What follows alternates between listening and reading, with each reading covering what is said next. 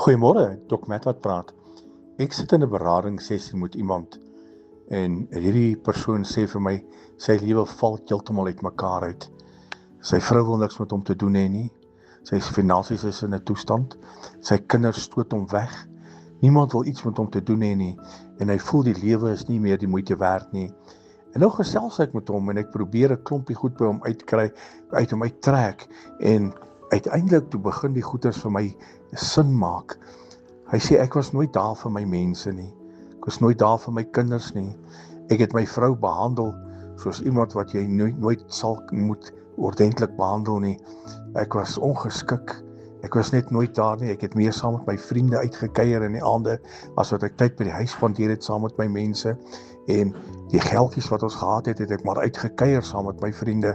Nou verstaan ek hoekom sy lewe in so 'n toestand is. En hy sê vir my, Foute is dit wat hy gemaak het. Hy het soveel foute gemaak. En hoe maak hy die foute reg? En nadat ek met hom lang sessies deurgewerk het en hy sy foute besef het en sy foute deurgewerk het, is sy huwelik herstel, sy kinders is weer almal lief vir hom en sy besigheid is weer besig om te floreer.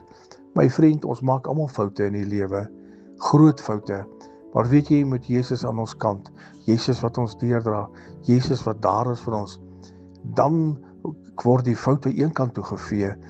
Foute raak weg langs die pad. Foute is dan nie meer foute nie. Foute verander in oorwinnings.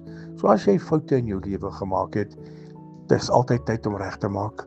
Sit dit eenkant, maak reg jou foute, sodat jou foute in oorwinning kan verander. Herlewingsgroete.